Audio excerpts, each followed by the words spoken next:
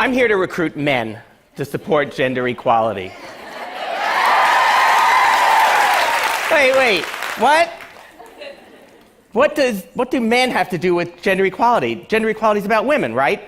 I mean, the word women, the word gender is about women. Actually, I'm even here speaking as a middle-class white man. Now, I wasn't always a middle-class white man. It all happened for me about 30 years ago when I was in graduate school. And a bunch of us graduate students got together one day, and we said, you know, there's an explosion of writing and thinking in feminist theory, but there's no courses yet. So we did what graduate students typically do in a situation like that. We said, okay, let's have a study group. We'll read a text, we'll talk about it, we'll have a potluck dinner. So every week, 11 women and me got together. We would read some text in feminist theory and have a conversation about it. And during one of our conversations, I witnessed an interaction that changed my life forever. It was a conversation between two women. One of the women was white, and one was black. And the white woman said, this is going to sound very anachronistic now, the white woman said, all women face the same oppression as women. All women are similarly situated in patriarchy, and therefore, all women have a kind of intuitive solidarity or sisterhood. And the black woman said, I'm not so sure. Let me ask you a question. So the black woman says to the white woman, when you wake up in the morning and you look in the mirror, what do you see? And the white woman said, I see a woman. And the black woman said, you see, that's the problem for me. Because when I wake up in the morning and I look in the mirror, she said, I see a black woman. To me, race is visible. But to you, race is invisible. You don't see it. And then she said something really startling. She said, that's how privilege works. Privilege is invisible to those who have it. It is a luxury, I will say, to the white people sitting in this room, not to have to think about race every split second of our lives. Privilege is invisible to those who have it. Now remember, I was the only man in this group. So when I witnessed this, I went, oh no. And somebody said, well, what was that reaction? And I said, well, when I wake up in the morning and I look in the mirror, I see a human being. I'm kind of the generic person. You know, I'm a middle-class white man. I have no race, no class, no gender. I'm universally generalizable. So I like to think that was the moment I became a middle-class white man. That class and race and gender were not about other people. They were about me. I had to start thinking about them. And it had been privileged that it kept it invisible to me for so long. Now, I wish I could tell you the story ends 30 years ago in that little discussion group. But I was reminded of it quite recently at my university where I teach. I have a colleague, and she and I both teach the sociology of gender course on alternate semesters. So she gives a guest lecture for me when I teach. I give a guest lecture for her when she teaches. So I walk into her class to give a guest lecture, about 300 students in the room. And as I walk in, one of the students looks up and says, oh, finally, an objective opinion. All that semester, whenever my colleague opened her mouth, what my students saw was a woman. I mean, if you were to say to my students, there is structural inequality based on gender in the United States, they'd say, well, of course you'd say that. You're a woman. You're biased. When I say it, they go, wow, is that interesting? Is that going to be on the test? How do you spell structural? So I hope you all can see this is what objectivity looks like. Disembodied Western rationality. And that, by the way, is why I think men so often wear ties. Because if you are going to embody disembodied Western rationality, you need a signifier. And what could be a better signifier of disembodied Western rationality than a garment that at one end is a noose and the other end points to the genitals?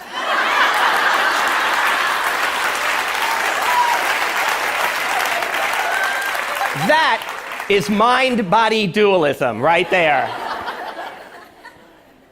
So making gender visible to men is the first step to engaging men to support gender equality.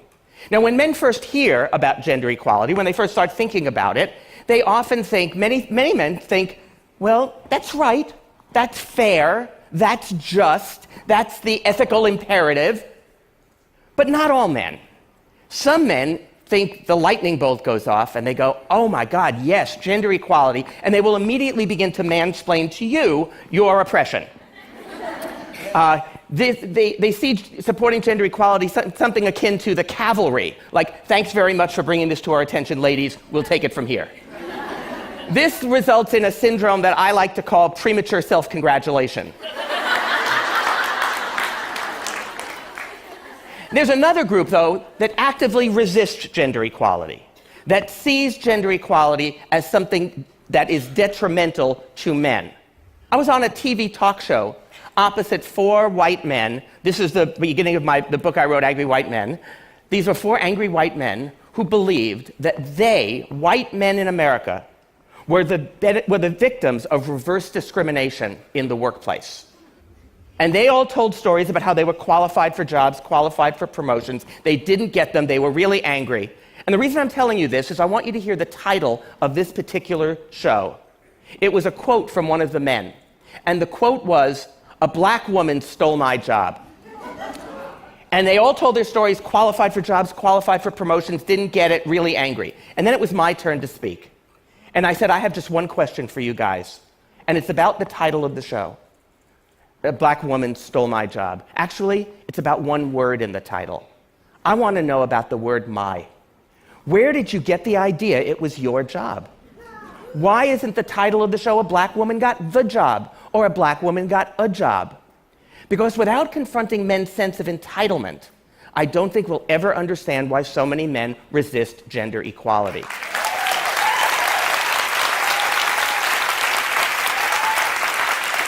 Look, we think this is a level playing field. So any policy that tilts it even a little bit, we think, oh my God, water's rushing uphill. It's reverse discrimination against us. So let me be very clear. White men in Europe and the United States are the beneficiaries of the single greatest affirmative action program in the history of the world. It is called the history of the world.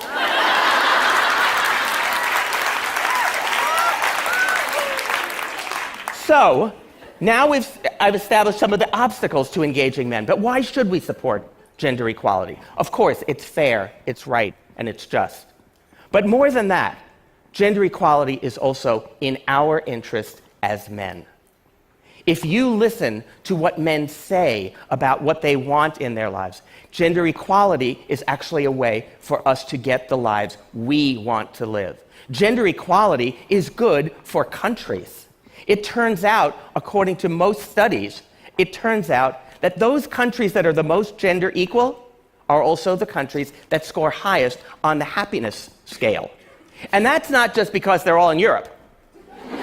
Even within Europe, those countries that are more gender equal also have the highest levels of happiness.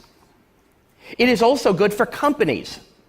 Research by Catalyst and others has shown conclusively that the more gender equal companies are, the better it is for workers, the happier their labor force is, they have lower job turnover, they have lower levels of attrition, they have an easier time recruiting, they have higher rates of retention, higher job satisfaction, higher rates of productivity.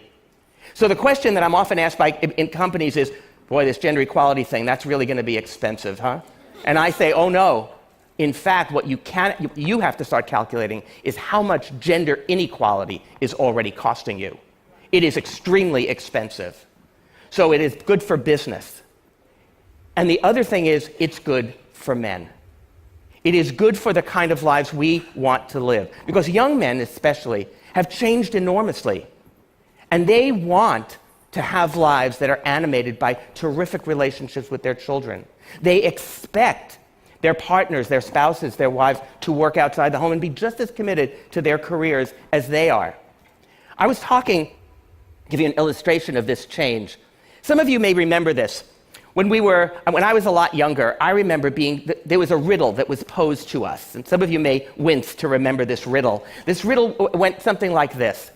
A man and his son are driving on the freeway, and they're in a terrible accident, and the father is killed. And the son is brought to the hospital emergency room. And as they're bringing the son into the hospital emergency room attending physician sees the boy and says, "Oh, I can't treat him. That's my son." How is this possible? We were flummoxed by this. We could not figure this out. Well, I decided to do a little experiment with my 16-year-old son. He had a bunch of his friends hanging out at the house watching a game on TV recently. So I decided I would pose this riddle to them just to gauge the level of change.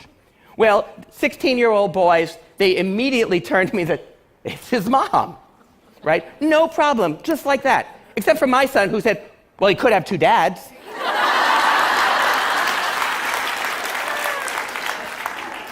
That's an indicator of how things have changed. Younger men today expect to be able to balance work and family. They want dual career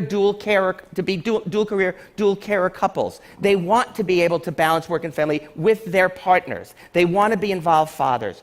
Now, it turns out that the more egalitarian our relationships, the happier both partners are.